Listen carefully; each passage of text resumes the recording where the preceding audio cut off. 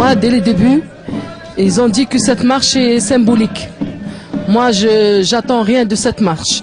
S'il y aura du bon, c'est pour tout le monde. Sinon, moi, j'attends rien de cette marche. Sinon, après, je vais être malade ou quelque chose comme ça. Depuis 3 à 4 ans, on est quelques-uns, et même de nombreux Salonnais à se mobiliser autour du problème, si je puis dire, des sans-papiers. Nous avons autour de nous des familles qui ont été vraiment dans le désarroi.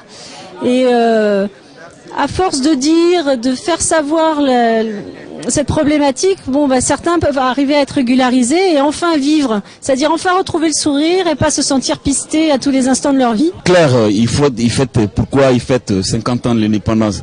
Non, eux ils font la fête pendant que nous on souffre. Donc c'est pour ça qu'on a décidé de faire la marche, parce que Sarkozy lui-même, il a dit 2010 c'est l'année de l'Afrique en France. Si c'est l'année de l'Afrique en France, au lieu de se limiter à, comment dirais-je, à l'envoi de l'armée africaine aux Champs-Élysées, il faut régulariser les sans-papiers.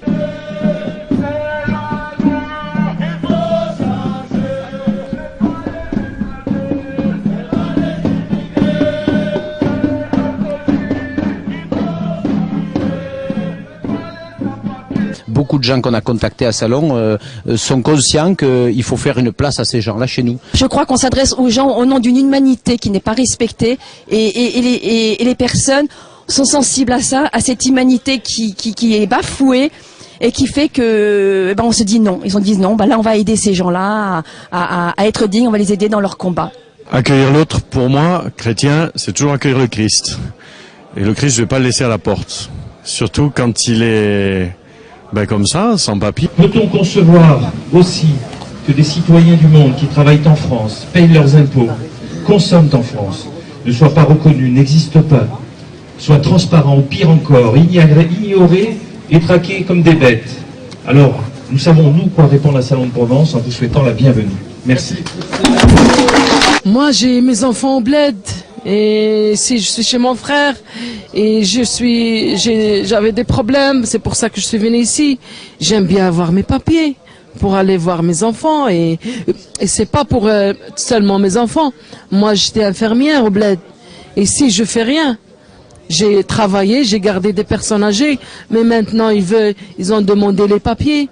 C'est pour ça, moi, je veux avoir mes papiers pour vivre en digne comme quoi là, et pour travailler, pour circuler, pour voyager, pour tranquille, sans contrôle, sans peur, comme j'ai dit toujours, on marchait derrière les portes, nous, les sans-papiers. Ce sont des humains qui se sont levés et qui ont dit, moi je veux bien donner un coup de main. On a un listing de près de 100 personnes qui ont dit, oui, ok, on veut bien se mobiliser, on veut organiser quelque chose, voilà.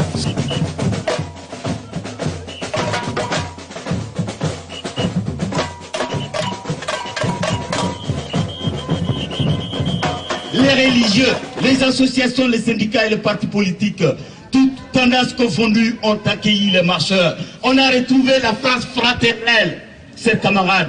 C'est un moment inoubliable pour les sans-papiers de France, pour l'histoire du mouvement des sans-papiers. Ce qui est très riche, il y a plusieurs choses. Il y a à la fois le groupe, le fait que donc il y a, je sais pas exactement combien de nationalités, 25 à Baudelic. Après, je sais pas si les 25 sont présentes dans la marche, mais un certain nombre de nationalités différentes qui se côtoient et qui font cette marche ensemble, et on est un groupe assez uni. Au nom de cet accueil, au nom d'une certaine vision du monde et de l'homme, sous l'impulsion du chef d'établissement, on reçoit ces personnes qui sont là justement pour défendre leurs droits. Droits tout simplement d'humains, pas forcément de sans-papiers, mais d'humains, tout simplement. Ça fait effectivement plusieurs années que ça dure, et alors par mes convictions, je suis là aujourd'hui parce que je suis membre du Parti Socialiste et je représente aujourd'hui Michel Vauzel, président de la région, et que j'ai toujours été derrière eux pour régulariser ces situations. Moi, je regrette jamais cette marche et je la regretterai jamais parce que j'ai fait des connaissances, des dames, des messieurs, des Français, des Françaises. Et ils étaient très sympas et j'étais très gâtée par tout le monde et ça me fait trop plaisir là.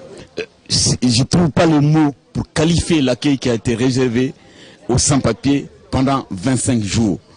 les citoyens, les religieux, les associations, les syndicats, les partis politiques, qui ont des idées différentes, qui n'ont rien fait ensemble depuis plusieurs années, se sont mis main dans la main pour accueillir les marcheurs. Il y a un collectif de soutien à l'accueil des marcheurs dans toutes les étapes.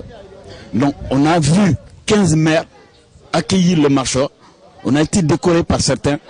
Demain le maire d'ici va nous recevoir. Donc c'est exceptionnel pour nous.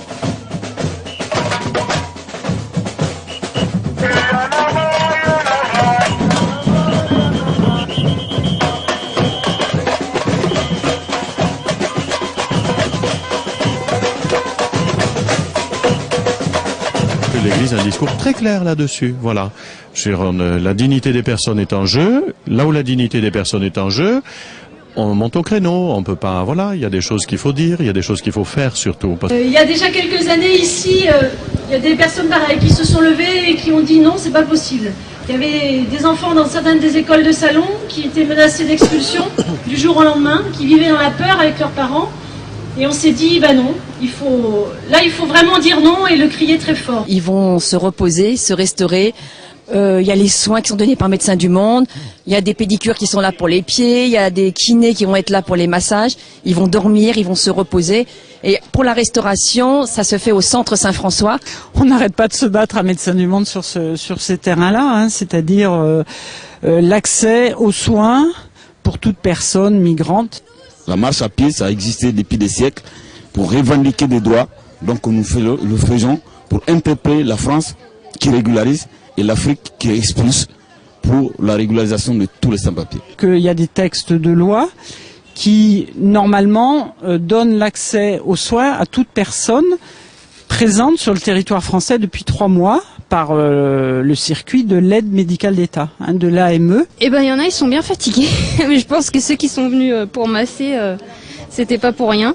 J'espère que du coup on sera encore plus nombreux tous les 2e samedis du mois pour le cercle de silence devant la mairie pour dire non à cette façon de ficher les gens dehors alors qu'ils sont venus partager leur richesse avec nous. Les textes de loi existent et en pratique, les gens qui sont sur le territoire n'ont pas accès à l'AME. Et deuxième problème, c'est quand ils l'ont, il y a beaucoup de spécialistes, de confrères qui n'acceptent pas de recevoir un patient avec l'aide médicale d'État parce qu'il a un retard de paiement sur l'acte en question. Ce qui nous désole aujourd'hui, franchement, c'est la presse nationale et les radios nationales. L'accueil formidable que nous sommes en train de recevoir depuis 26 jours n'est pas relayé au niveau national et au niveau international, alors que les Français bougent beaucoup pour nous depuis le début. Imaginez les 2 villages là, ici et Avignon, plus de 120 voitures en tout étaient à la disposition des marcheurs. On ne peut pas expliquer ça. On est là devant quelque chose d'aberrant, quoi, voilà. Bon, c'est quelque chose d'aberrant. Mais si c'est aberrant, il faut le dire. Nous ne vivons pas dans l'aberration. Nous vivons dans un monde qui, normalement, a la tête sur les épaules et les 2 pieds sur terre. Mais je crois que peu à peu, ils vont être obligés de reculer et de fonctionner autrement. C'est obligatoire. Il y a aussi la rencontre avec les gens qui nous accueillent à chaque étape, et puis des gens qui viennent qui se sont démenés pendant des jours voire des semaines pour préparer l'accueil et qui font à manger. On se demandait si on n'allait pas pour les lycéens organiser des conférences en ce qui concerne la migration en jeu humain. Moi je comprends pas. Les êtres humains sont tous sur la terre et je comprends pas qu'il y ait des frontières et qu'on empêche les gens de s'installer là où ils ont envie. Enfin envie pas forcément d'ailleurs parce que là où ils doivent aller parce qu'ils n'ont pas trouvé une vie correcte et digne chez eux. Donc c'est absolument impensable à mon avis qu'on empêche des gens de s'installer correctement. En plus ils travaillent chez nous et on refuse de leur donner un statut. Donc pour moi c'est vraiment important. Et puis là je vois toute la fraternité qu'on retrouve. Donc là je crois que on avait vraiment raison de faire ça, quoi. Donc on peut pas arrêter de dire non à cette politique qui nous rend pas humains. Aujourd'hui je pense qu'on a été humains et tous ensemble et ça c'est extraordinaire. Vous avez donné un message fantastique d'humanité.